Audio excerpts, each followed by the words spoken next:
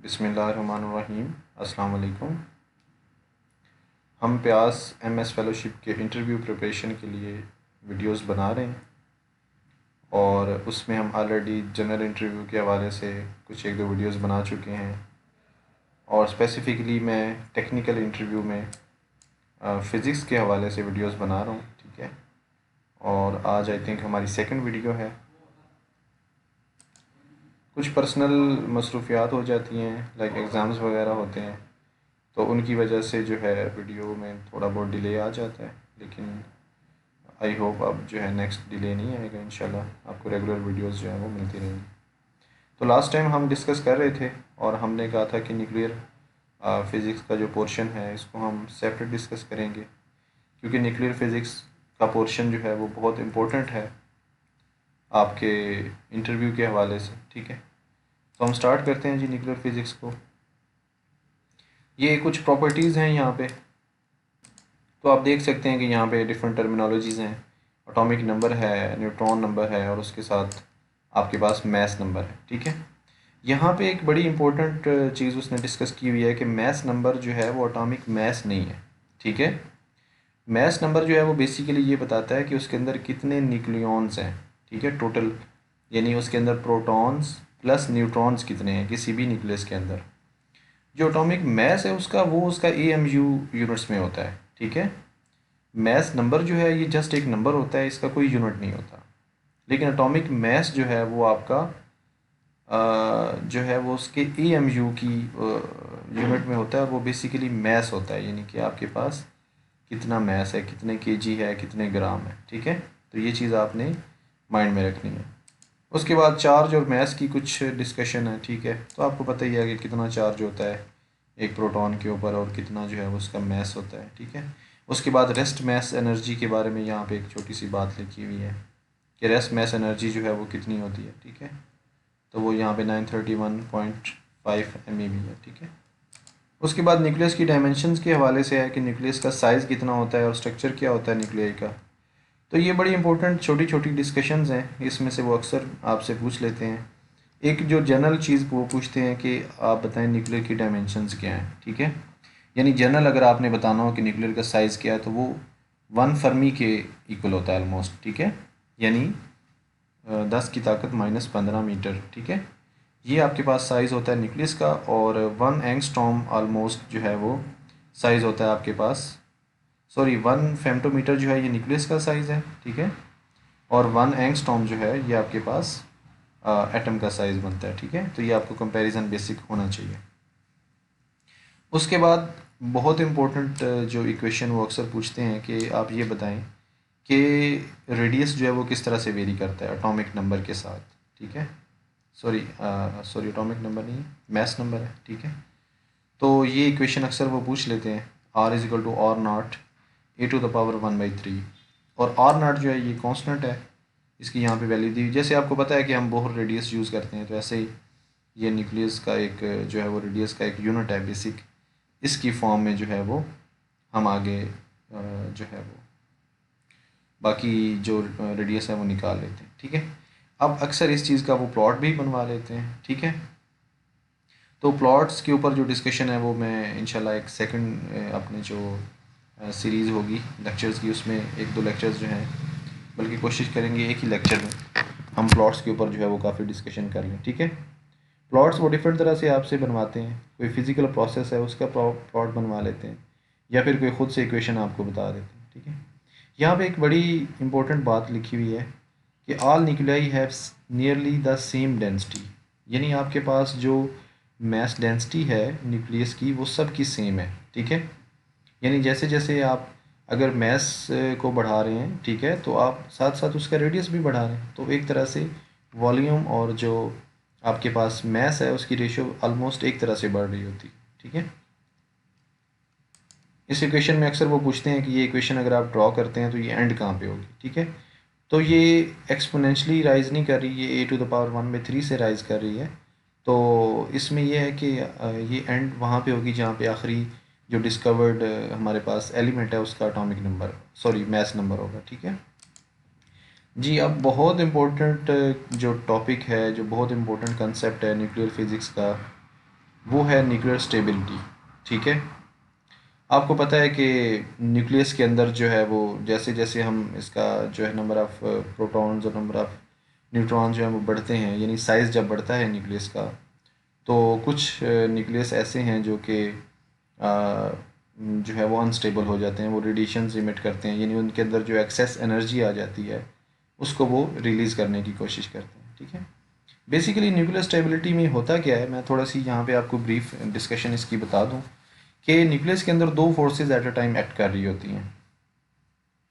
एक फोर्सेस हैं जो कि कोलम्बिक फोर्सेस हैं, वो रिपल्सिव फोर्सेस हैं। ठीक है, और वो फोर्सेस जो हैं वो प्रोटॉन्स और प्रोटॉन्स के दरमियान लग रही होती हैं। ठीक है, आपको पता है कूलम फोर्स है, चार्ज पार्टिकल्स के दरमियान ही एक्ट करती है।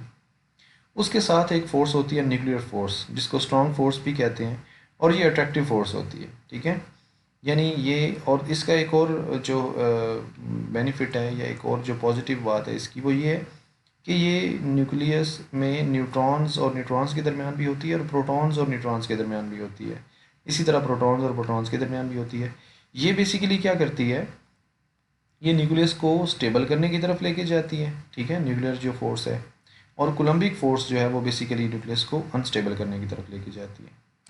उसमें एक बड़ी, अब यहाँ पे ना बड़ा इंपॉर्टेंट एक कंसेप्ट है जो अक्सर वो आपसे पूछते हैं इंटरव्यू में, वो है न्यूक्लियर स्टेबिलिटी कर्व। ठीक है, ये आपके पास न्यूक्लियर स्टेबिलिटी कर्व है, और जो दूसरी होती है वो बाइंडिंग एनर्जी कर्व होती है। ठीक है, तो इसमें थोड़ा सा डिफरेंस आपने जो है वो माइंड में रखना है। अब बेसिकली यहाँ पे चीज़ उसने क्या बताई है कि एक n=z है वाले एलिमेंट्स हैं, उनकी एक लाइन है। ठीक है, जो स्टेबल एलिमेंट्स हैं वो उसने बताए हैं, और वो इस तरह से है कि जैसे जैसे आपके पास एटॉमिक नंबर बढ़ रहा है, तो वैसे वैसे नंबर ऑफ़ न्यूट्रॉन्स जो हैं वो ज़्यादा हो रहे हैं as compare to number of protons. ठीक है, एक बात तो ये है कि अगर उसने स्टेबल रहना है तो नंबर ऑफ़ न्यूट्रॉन्स जो हैं वो ज़्यादा होने चाहिए as compare to number of protons. अब ऐसा होता क्यों है, इसके लिए ना आपने थोड़ी सी तवज्जो से ये बात सुननी है। ठीक है, मैं कोशिश करता हूँ कि मैं इसको पेंट में ओपन करके आपको चीज़ें जो है वो समझाने की कोशिश करता हूँ। हम अभी ये बात कर रहे हैं कि अगर आपके पास न्यूट्रॉन्स जो हैं वो ज़्यादा होंगे, बल्कि इसको ऐसे नहीं लिखना चाहिए, इसको यूँ लिखना चाहिए कि n should be greater than number of protons for stable nuclei. बहुत इंपॉर्टेंट डिस्कशन है, आप थोड़ी सी तवज्जो इसमें लगाएंगे तो आपको ये बहुत अच्छे से समझ आ जाएगा कि ऐसा क्यों होता है कि स्टेबल न्यूक्लियाई के अंदर n जो है वो z से ग्रेटर क्यों होता है। अब देखिए बेसिकली होता क्या है कि न्यूक्लियस के अंदर दो फोर्सेस जो हैं वो एक्ट कर रही होती हैं, एक न्यूक्लियर फोर्स होती है और एक आपके पास कूलम्बिक फोर्स होती है। ठीक है, एक आपके पास क्या है, कूलम्बिक फोर्स है। अब न्यूक्लियर फोर्स जो है वो बेसिकली अट्रैक्टिव फोर्स है, वो न्यूक्लियस को बाइंड करने की तरफ लेके जाती है, वो न्यूक्लियस को स्टेबल करने की तरफ लेके जाती है। लेकिन कूलम्बिक फोर्स क्या करती है, न्यूक्लियस को अनस्टेबल करती है। अब न्यूक्लियर फोर्स एक्ट करती है प्रोटॉन्स के दरमियान भी, न्यूट्रॉन्स के दरमियान भी, और प्रोटॉन और न्यूट्रॉन्स के दरमियान भी। ठीक है, लेकिन जैसे जैसे आपका z बढ़ता है तो न्यूक्लियर फोर्स में एक ड्रॉबैक ये है कि ये शॉर्ट रेंज फोर्स है। ठीक है, यानी आप z बढ़ा रहे हैं, आप नंबर ऑफ़ न्यूक्लियॉन्स बढ़ा रहे हैं, तो ज़रूरी नहीं है कि सारे न्यूक्लियॉन्स के दरमियान वो एट अ टाइम एक्ट कर रही होगी। वो एक छोटे से बंच के दरमियान एक्ट कर रही होगी और उसके बाहर जो है वो एक्ट नहीं कर रही होगी, उसकी जो है वो रेंज बहुत कम है एज़ कम्पेयर टू कोलम्बिक।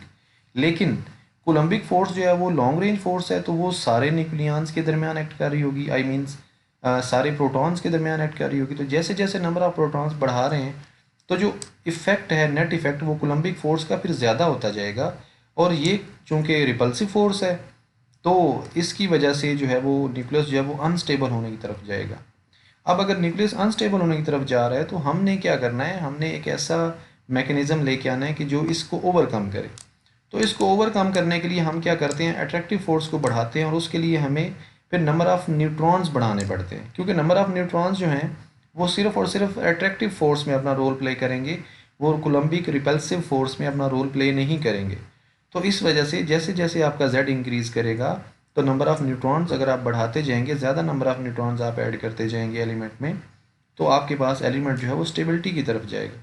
ठीक है, ये बात समझ आ रही है? मैं रिपीट कर देता हूँ कि जब आप z बढ़ाते हैं तो नेट इफेक्ट जो है वो कोलम्बिक फोर्स का ज़्यादा हो जाता है due to its long range, और न्यूक्लियर फोर्स जो है वो शॉर्ट रेंज फोर्स है। तो हम उसको न्यूक्लियर फोर्स को बढ़ाने के लिए, उसका मैग्नीट्यूड बढ़ाने के लिए या उसकी कंट्रीब्यूशन बढ़ाने के लिए हम ज़्यादा न्यूट्रॉन्स ऐड करते हैं। खैर हम नहीं करते, नेचर करती है, लेकिन समझाने के लिए मैं आपको कह रहा हूँ कि ज़्यादा न्यूट्रॉन्स जब उसमें आते हैं तो उस वजह से वो फिर क्या होता है, आपके पास न्यूक्लियस जो है वो स्टेबल की तरफ आता है।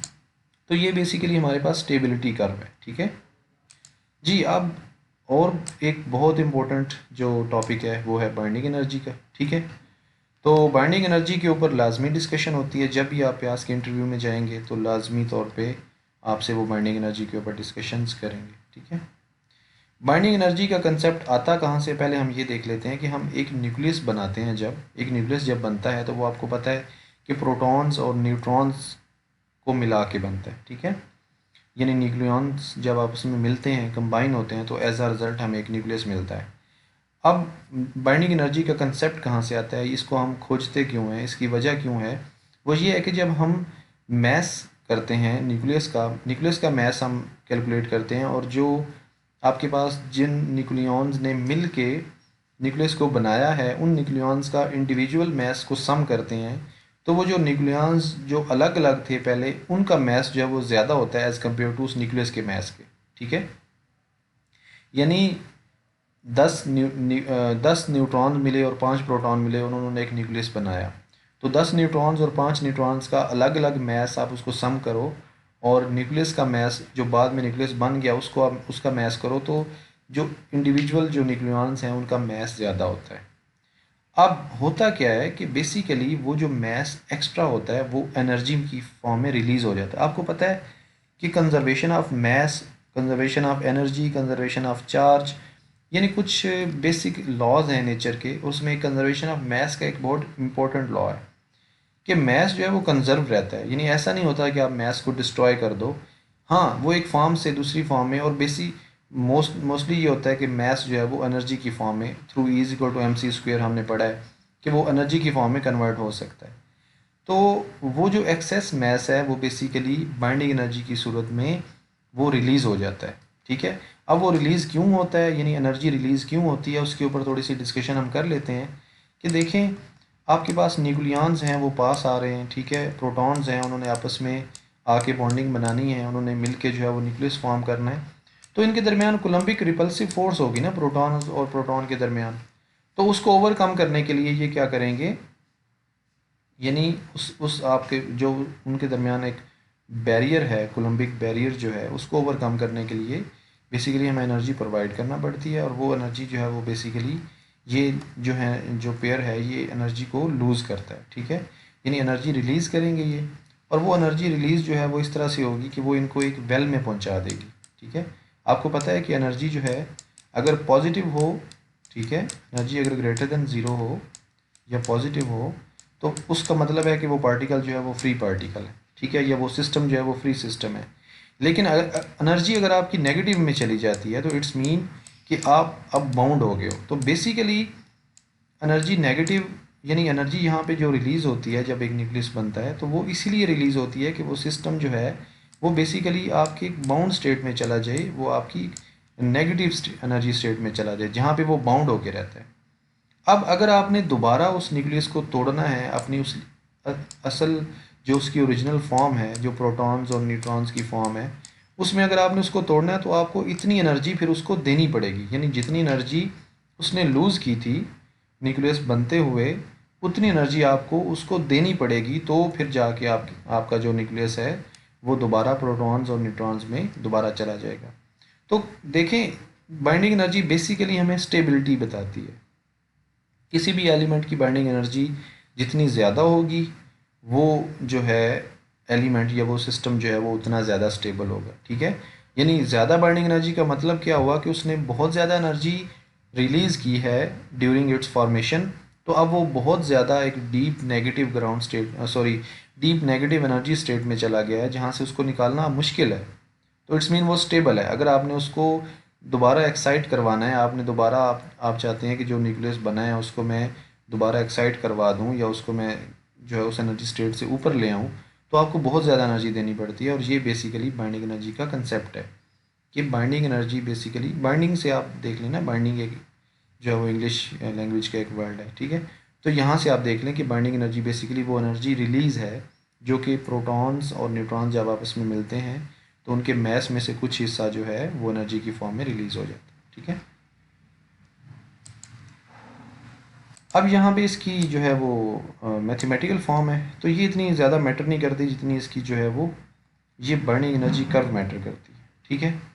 अब ये कर्व जो है ये लाजमी हर इंटरव्यू में आपसे पूछी जाती है, हर इंटरव्यू में, फिज़िक्स का कहीं पे भी इंटरव्यू होता है, चाहे वो एटॉमिक एनर्जी में है या चाहे वो किसी और डिपार्टमेंट में है, चाहे वो आप एज अ लेक्चरर वहाँ पे जा रहे हैं, तो बर्निंग एनर्जी कर्व की एक्सप्लेनेशन आपको लाजमी आनी चाहिए, ठीक है।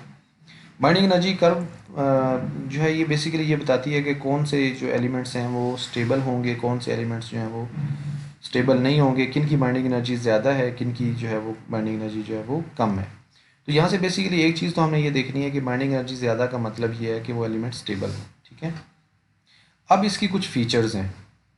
फीचर्स ये हैं कि शुरू में बाइंडिंग एनर्जी कम है, फिर आहिस्ता आहिस्ता बढ़ती है और फिर एकदम से वो जो है वो कम होना शुरू हो जाती है, ठीक है। तो इसके लिए आगे एक मॉडल आ रहा है, उसको हम पढ़ेंगे डिटेल में, लेकिन इसकी कुछ जो बेसिक बातें हैं, एक तो ये इसके अंदर आप देख रहे हैं यहाँ पे कुछ पीक्स नज़र आ रही हैं आपको, यानी कि एकदम से बाइंडिंग एनर्जी ज़्यादा हो रही है, फिर एकदम से कम हो रही है, फिर एकदम से ज़्यादा हो रही है। तो इनको हम कहते हैं मैजिक नंबर्स, ये मैजिक पीक्स इनको कहते हैं या मैजिक नंबर्स कहते हैं। ये मैजिक नंबर जो हैं ये डिफरेंट ऐसे एलिमेंट्स हैं जिनके जो शेल हैं वो कंप्लीट होते हैं, यानी कि जैसे हम देखते हैं कि एक एटम जो है जिसका आउटर मोस्ट सेल अगर कंप्लीट होता है तो वो एक स्टेबल एलिमेंट होता है, जिसको हम जो है वो जैसे नोबल गैसेस हैं, ठीक है, जिनका अपना जो है वो शेल कंप्लीट होता है तो वो किसी के साथ फिर रिएक्ट नहीं करते। तो इसी तरह से जो न्यूक्लियस के अंदर भी जो न्यूट्रॉन्स और इलेक्ट्रॉन्स की जो सॉरी न्यूट्रॉन्स और प्रोटॉन्स की जो फिलिंग है वो in the form of shells है, यानी कि मॉडल पेश किया गया था। तो वो शेल जिसके कंप्लीट होंगे, ठीक है, या एक और भी इसमें जो है वो एक्सप्लेनेशन आती है कि इवन नंबर्स जब होते हैं न्यूक्लियंस के, तो इवन नंबर्स में भी ये होता है कि आपके पास वो पेयर्स की फॉर्म में रह रहे होते हैं। तो बहरहाल ये एक्सप्लेनेशन आगे आएंगी, तो इसको हम जो है उसमें डिटेल में देखेंगे। तो यहाँ पे आपको एक बेसिक ट्रेंड का पता होना चाहिए, वो ड्रॉ भी करवाते हैं आपसे, ठीक है, वो आपसे ड्रॉ करवाते हैं कि ये लाइन जो है बाइंडिंग एनर्जी जो है इसको आप ड्रॉ करें, ठीक है। तो इसमें जो है डिफरेंट मॉडल्स जो हैं वो दिए गए हैं। तो एक आपके पास लिक्विड ड्रॉप मॉडल है, ठीक है, इसको हम देखते हैं कि ये किस तरह से बाइंडिंग एनर्जी की वेरिएशंस को बताता है, ठीक है। तो सबसे पहले ये कहता है जी वॉल्यूम इफेक्ट है, यानी वो कहता है कि जैसे जैसे हम देखते हैं कि ये जो है वो 50 से ग्रेटर होता है तो बाइंडिंग एनर्जी जो है वो पर न्यूक्लियन ऑलमोस्ट कांस्टेंट है, ठीक है। यहाँ पे देखें एक जो यहाँ पे हमें देखनी है, जो चीज़ गौर करने वाली है वो ये है कि ये बाइंडिंग एनर्जी पर न्यूक्लियन है, ठीक है। तो ये आपके पास आप देखें यहाँ से ऑलमोस्ट जो मैस नंबर 50 के बाद से ये एक तरह से ये कांस्टेंट आ रहा है, ठीक है। तो कांस्टेंट आ रहा है तो इसका मतलब ये हुआ कि अगर binding energy per nucleon constant है तो बाइंडिंग एनर्जी जो है वो प्रोपोर्शनल होगी ए के, ठीक है। तो यहाँ से आप देख सकते हैं इसको कि अगर वो जो है वो binding energy per nucleon constant है, इसको मैं आपको, यानी अगर इस तरह से है ये बाइंडिंग एनर्जी पर न्यूक्लियन अगर कांस्टेंट है तो आप इसको उधर ले जाएं तो बेसिकली बाइंडिंग एनर्जी प्रोपोर्शनल हो जाएगी आपके पास ए के, ठीक है। तो ये आपके पास C1 है। तो बेसिकली ये आपके पास जो है वॉल्यूम जो है ये बेसिकली क्या करता है, जैसे जैसे आपको पता है वॉल्यूम बढ़ रहा है तो आपके पास ज़्यादा जो है वो न्यूक्लियॉन्स आ रहे हैं ना, तो बेसिकली वो क्या कर रहे हैं, वो आपस में ज़्यादा बाइंड हो रहे हैं, दूसरे से ज़्यादा इंटरेक्शन कर रहे हैं, ठीक है। लेकिन वो इंटरेक्शन जो है वो फ्यू नेबर्स के साथ ही होंगे, यानी कि ऐसा नहीं होगा कि जितने भी आपके पास जो है न्यूक्लियॉन्स आप ऐड करते जाएंगे वो सभी के साथ इंटरेक्शन करते जाएंगे, क्योंकि आपको पता है कि न्यूक्लियर फोर्स जो है वो शॉर्ट रेंज फोर्स है, तो वो कम न्यूक्लियॉन्स के साथ ही जो फ्यू नेबर्स होंगे उसके साथ जो है वो एक्ट करेंगे, ठीक है। उसके बाद आता है हमारे पास सरफेस इफेक्ट है, ठीक है। तो सरफेस इफेक्ट क्या चीज़ है कि बेसिकली आपके पास आपको पता है कि जो किनारे पे जो चीज़ें होती हैं, जैसे हम एटम की बात करते हैं तो जो आउटर मोस्ट इलेक्ट्रॉन्स होते हैं वो क्या करते हैं, उनको इजेक्ट करना एटम में से बहुत आसान होता है, ठीक है। वो बहुत इजीली वहाँ से इजेक्ट हो जाते हैं। ऐसे ही जो न्यूक्लियॉन्स जो न्यूक्लियस की सरफेस पे होते हैं वो बाइंडिंग एनर्जी को कम करने का बायस बनते हैं, यानी कि उनको वहाँ से निकालना आसान होता है। उसकी वजह ये है कि जो अंदर वॉल्यूम के अंदर जो न्यूक्लियॉन्स मौजूद हैं वो चारों साइड से आपके पास उनके ऊपर अट्रैक्टिव फोर्स लग रही होती है, ठीक है। हर तरफ से कोई ना कोई न्यूक्लियॉन जो है वो उनके ऊपर फोर्स लगा रहा होता है। लेकिन जो सरफेस के ऊपर होते हैं उनके ऊपर जो है वो हर तरफ से फोर्स नहीं लग रही होती, इसलिए वो उनका वहाँ से लीव कर जाना, उनका एग्ज़िट करना as compare to inner nucleons आसान होता है, ठीक है। तो वो बेसिकली बाइंडिंग एनर्जी को कम करने का बायस बनते हैं। तो कितनी बाइंडिंग एनर्जी ये कम करेंगे? जितना सरफेस एरिया होगा, ठीक है। सरफेस एरिया ज़्यादा होगा तो ज़्यादा न्यूक्लियॉन्स वहाँ पे होंगे, और ज़्यादा बाइंडिंग एनर्जी को कम करेंगे तो ये देखें 4πr² आ रहा है आपके पास, ठीक है।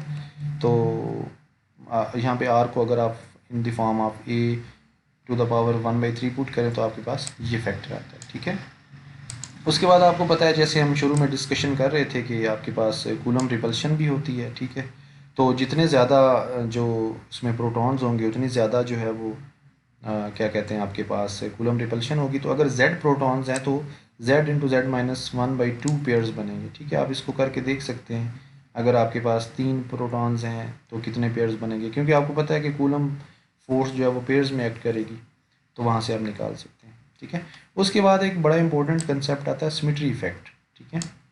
अब सिमेट्री इफेक्ट वही चीज़ है जो हमने देखी है कि जो जब आपके पास z जो है वो स्मॉल है, यानी सॉरी मैस नंबर स्मॉल है, तो आपके पास जो नंबर ऑफ़ न्यूट्रॉन्स हैं और नंबर ऑफ़ प्रोटॉन्स जो हैं वो आपस में ऑलमोस्ट बराबर है स्टेबल न्यूक्लियाई के लिए। लेकिन जब आपके पास a जो है वो लार्ज हो जाता है तो वैल्यू ऑफ n जो है for stable nuclei is naturally larger than z, ठीक है।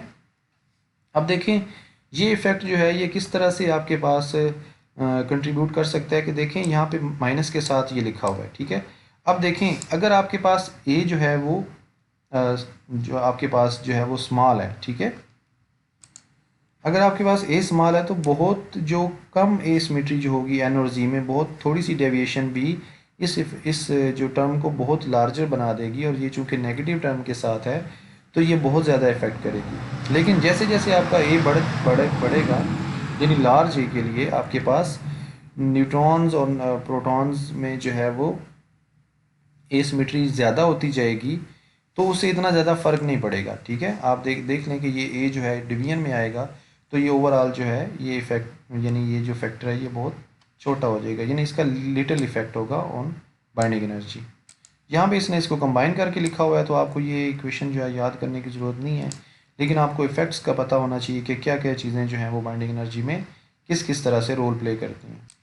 उसके बाद एक शेल मॉडल दिया गया था, ठीक है, न्यूक्लियस को एक्सप्लेन करने के लिए, बाइंडिंग एनर्जी को एक्सप्लेन करने के लिए। तो शेल मॉडल में जो है हमने देखा है कि कुछ मैजिक नंबर्स हैं जहाँ पे आपके पास जो पीक्स हैं, यानी कि बाइंडिंग एनर्जी कर्व में वो पीक्स आती हैं, वहाँ पे हाईएस्ट जो है वो क्या कहते हैं आपके पास बाइंडिंग एनर्जी आती है। तो ये पीक्स का जो कंसेप्ट है ये आप यहाँ से देख सकते हैं कि आपके पास जो इवन नंबर ऑफ़ प्रोटॉन्स या न्यूट्रॉन्स होंगे तो वो ज़्यादा स्टेबल होंगे। तो उसमें बेसिकली ये होता है कि ऑपोजिट स्पिन के साथ आपके पास किसी भी एनर्जी लेवल में 2 प्रोटॉन्स या 2 न्यूट्रॉन जो हैं वो फिल हो जाते हैं। तो इस तरह से आपके पास जो है वो जो मैजिक नंबर्स होते हैं, अगर किसी भी एलिमेंट का जो एटॉमिक नंबर है या मैस नंबर है वो उसके बराबर आता है तो वहाँ पे आपके पास स्टेबिलिटी आती है, ठीक है। आप देख सकते हैं यहाँ पे 2 2 के पेयर्स की फॉर्म में न्यूट्रॉन्स और प्रोटॉन्स जो हैं वो फिल होते हैं, ठीक है। और आई थिंक ये लेक्चर जो है इसको यहाँ पे हम स्टॉप करते हैं, काफ़ी टाइम हो गया इस लेक्चर में। हम इंशाल्लाह जो है रेडियो एक्टिविटी से नेक्स्ट स्टार्ट करेंगे। मैं इसमें ज़्यादा टाइम इसलिए लगा रहा हूँ कि ये बहुत इंपॉर्टेंट चीज़ है और ये अक्सर पूछी जाती है आपसे, तो आपने जो है इसको फॉलो करना है प्रॉपर, ठीक है। इंशाल्लाह जो है अब कोशिश करूँगा डेली मैं 1 या 2 वीडियोस जो है वो लाजमी बना दूँ, ठीक है। और फॉलो करते रहें इस चीज़ को, इंशाल्लाह आपको फ़ायदा होगा। चलें जी, यहाँ पे लेक्चर अपना एंड करते हैं। खुदा हाफिज़।